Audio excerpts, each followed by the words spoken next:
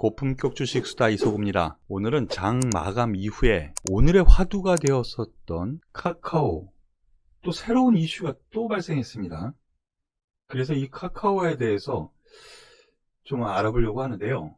단기 악재가 출현을 했다라고 지금 제목으로 말씀을 드리겠는데, 블록딜이 얘기가 나왔습니다. 그래서 형사가 된 것 같습니다.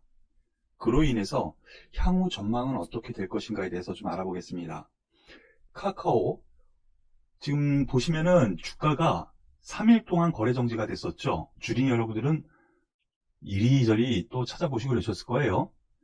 액면 분할이라고 해서 한 개의 주식을 다른 5개든 10개든 쪼개서 사고 팔을 수 있게 주식 권리를 쪼개는 거예요.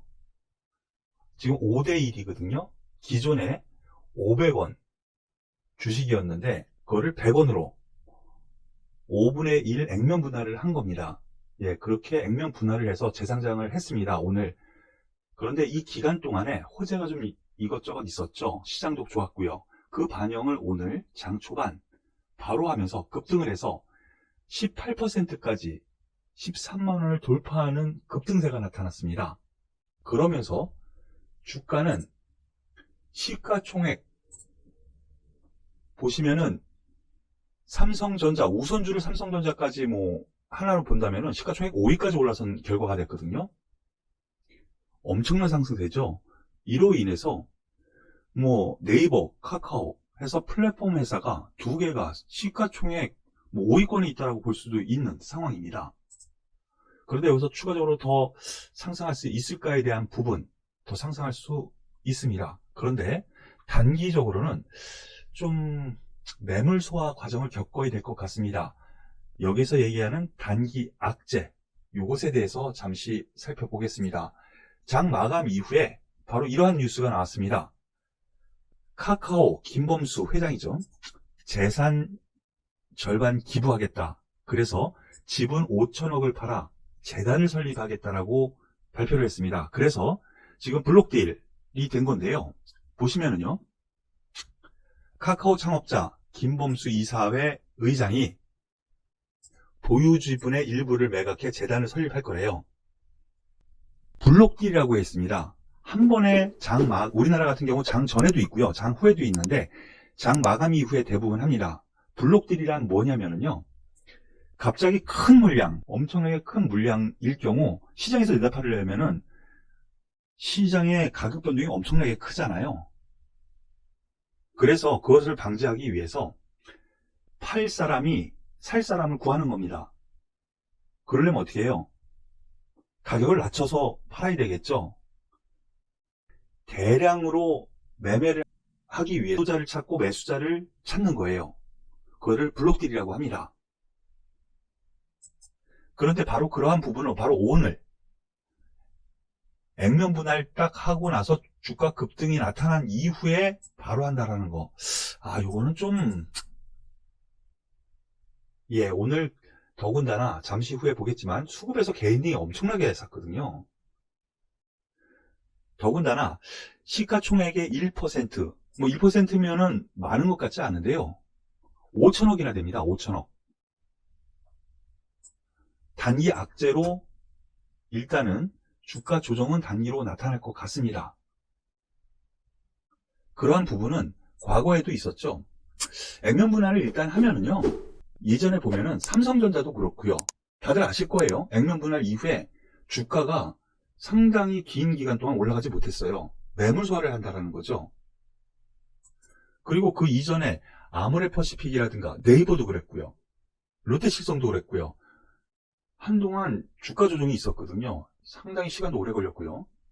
그런데 카카오 같은 경우에는 이 기간 동안에 호재가 있었기 때문에 오늘 올라왔습니다. 그런데 바로 이렇게 급등한 이후에 저렇게 블록딜을 형성을 한다는 것은 좀 애매하죠. 그런데 여기에서 한 가지 말씀드릴 부분, 가격입니다. 블록딜을 하는데 11만 5천원 전후에 가격이 형성된 걸로 파악이 됐습니다. 이 가격권 전후. 그래서 일단 시간 외에서도 2% 정도의 하락을 한 상태에서 마감을 했는데요. 한 15만원 전후에서의 조정은 필요할 것 같습니다. 그런데 여기에서 거래량도 엄청나게 쏟아졌죠. 그리고 오늘 수급 동향을 보면은요, 금액입니다. 오늘 5천억 블록딜을 한다 그랬는데 개인이 또 4,400억 매수를 했어요. 거기에 외국인 기관이 매도를 했어요. 여기서 외국인 기관, 즉 기관이 오늘 블록딜을 하기 위해서 높은 가격에 팔았다. 그래서 시간 외에서 블록딜로 사려고 한다. 가능한 시나리오죠. 하지만 지금 가격보다 낮게 산 이 주체들이 다시 올라간다면 또 팔을 가능성이 있다는 겁니다. 그래서 단기적으로는 좀 조정을 할 가능성, 이것을 염두에 둬야 되겠는데요. 그렇다면 향후 주가는 어떻게 될 것이냐, 이게 제일 궁금한 부분이죠. 그 이후 저는 어느 정도 선까지 조정을 줄 거냐, 우리는 예상을 해야 되고요.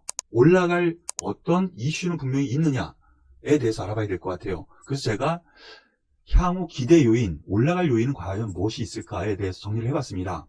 최근 화두가 되었었던 두나무라는 회사 있죠. 카카오가 지분을 뭐 이래저래 해가지고 25% 정도 지분을 가지고 있습니다. 그 투자 가치로 인해서 최근 올라간 거죠. 그리고 거래 정지된 동안 콘텐츠 자회사 카카오 엔터테인먼트 나스닥 상장 검토한다는 뉴스도 나왔습니다. 그래서 오늘 이렇게 또 올라간 거고요. 그리고 북미 지역의 웹툰 플랫폼 회사 타파스 미디어 인수 추진한다. 이거 과거에 네이버도 그랬고요. 다른 회사도 북미의 웹툰 회사를 인수하면서 그것이 모멘텀이 된 경우도 있죠.